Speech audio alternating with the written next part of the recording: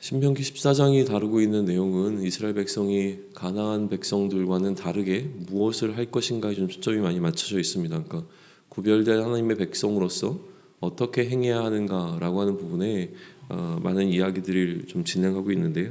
첫 번째 등장하는 것은 가증한 행위라고 불리는 그 이스라엘 가나안 백성들이 하는 어떤 그 행위들을 하지 말라라고 하는 쪽으로 좀 볼 수 있을 것 같습니다. 그러니까 가증하다는 이야기는 등장하지 않지만 그 연이어 등장하고 있는 내용이 이제 가증한 것은 먹지 말라라고 이야기를 하고 있기 때문에 또 그 앞에 하나님을 예배할 때에 그 가증한 방식으로 예배하지 말라라고 했던 이야기가 있었던 거죠.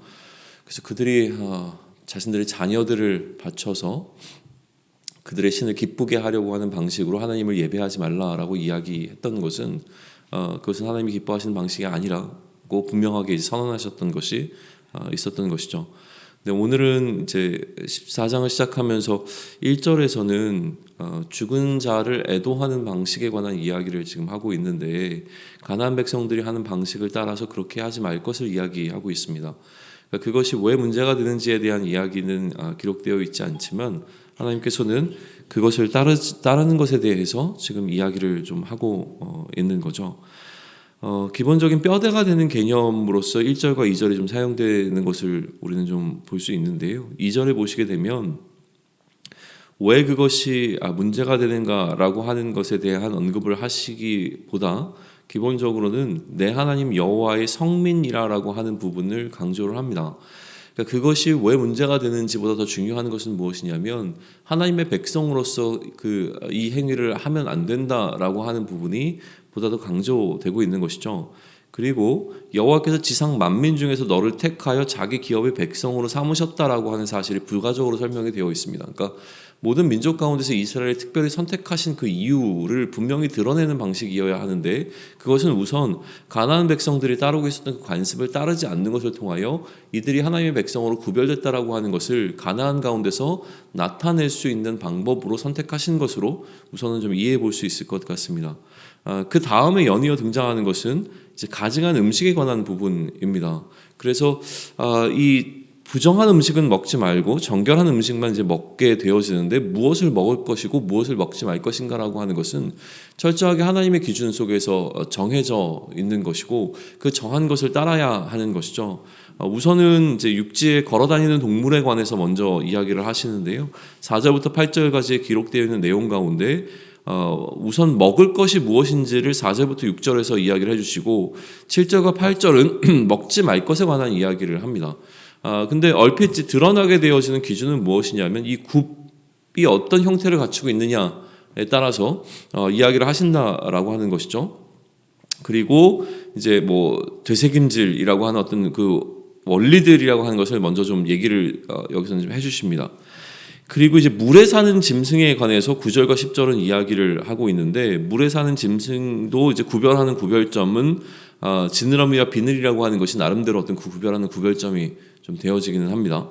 그리고 11절로부터 20절까지 등장하고 있는 동물은 이제 날아다니는 새에 관한 것인데 새는 정확하게 구별점이 무엇이라고 이제 등장하지는 않습니다. 그러나 일반적으로 이해하기엔 육식을 하는 새와 육식을 하지 않는 새로 좀 구별하고 있는 것이 아닌가라고 대부분 좀 이해를 합니다. 육식을 하는 새의 경우에는 피채 먹기 때문에 아마 그것이 부정하게 되었을 것이다라고 이제 해석을 하게 되어지는데 뭐 그게 절대적인 것은 분명히 아니고요. 아무튼 이제 하나님께서 이렇게 정하신 방식대로 먹을 것과 먹지 말아야 할 것을 좀 구별하는 것이 중요한 것이고 특별히 스스로 죽은 것도 이제 먹으면 안 됐었는데 여기서 우리는 또 한 번 하나님이 세우신 원리를 좀 보게 되어지는데 21절을 보시면 너희는 너희 하나님 여호와의 성민이라라고 하면서 아까 2절에서 얘기했던 것 마찬가지로 하나님의 성민이라고 하는 사실이 다시 한번 강조가 됩니다. 그러니까 지금 이야기하고 있는 법이라고 하는 것은 이스라엘 백성을 이스라엘 백성답게 만드는 법이라고 하는 사실을 우리는 알 수 있습니다. 다시 얘기하면 이스라엘 백성을 하나님의 백성으로 구별된 자로 만들어주는 법이라고 볼 수 있는 것이죠. 그래서 앞서서는 하나님께서 모든 만민 중에서 너희를 택하여 구별하였기 때문에 이들이 그 모든 만민들과 어떻게 다를 것인가에 관한 이야기를 하고 있지만 지금 21절을 보시게 되면 스스로 죽은 모든 것은 먹지 말지니 그것을 성중에 거류하는 객에게 주어 먹게 하거나 이방인에게 파는 것은 가하다라고 이야기를 합니다. 그러니까 이 얘기가 추가된 이유는 무엇이냐면 결국은 그들 가운데 거하고 있는 이방인들은 이방인이라는 거죠.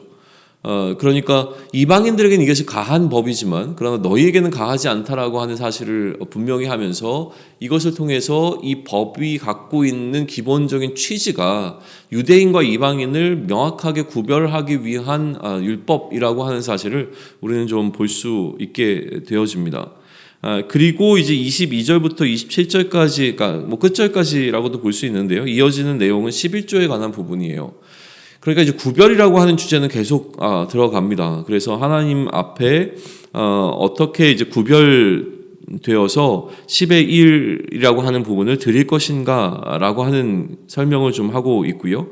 24절부터 이어지는 것은 무엇이냐면 만약에 그런데 이 구별된 것 하나님 것으로 구별된 것은 너희가 아무 데서나 소비할 수 없기 때문에 정한 곳으로 지정한 곳으로 가져가야 하는데 그것이 너무 멀 경우에 그 소산을 다 가져가기에 너무 무리가 있으면 그러면 이것을 돈으로 바꿔서 가지고 가라라고 하는 그 이야기 규정을 좀 알려주고 있는 부분입니다.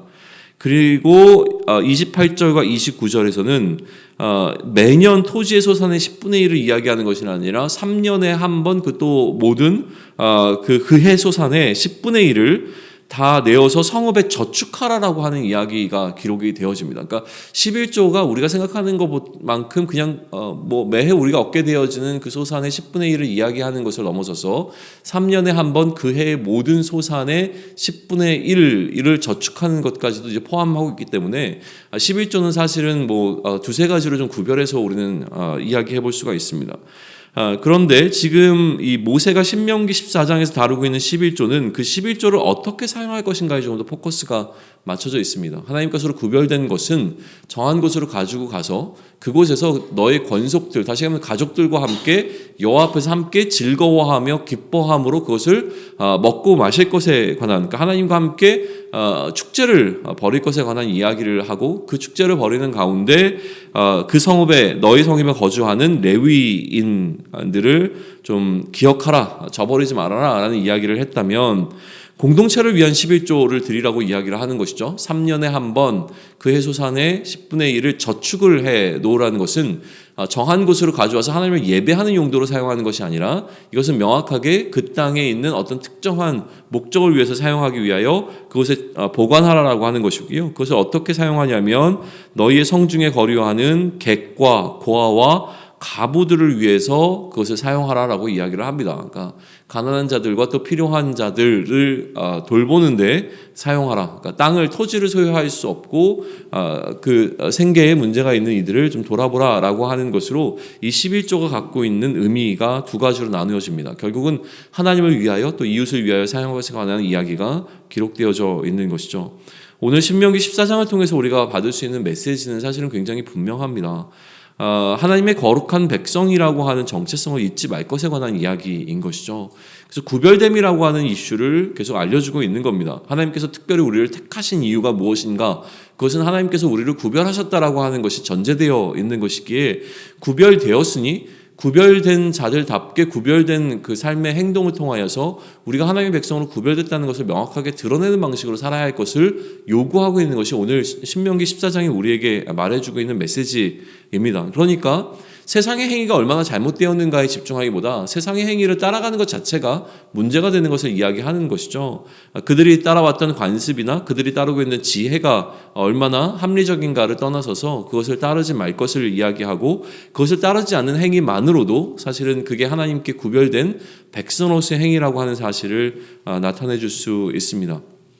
또한 11조의 부분에 가게 되면 하나님께서 이미 구별해 놓으신 것을 따르는 것뿐만이 아니라 내가 나의 것을 어떻게 하나님께서 원하시는 그 목적을 향하여 구별할 것인가라고 하는 부분이 더 강조되는 방식으로 이 구별됨이라고 하는 주제를 끌고 가고 있습니다.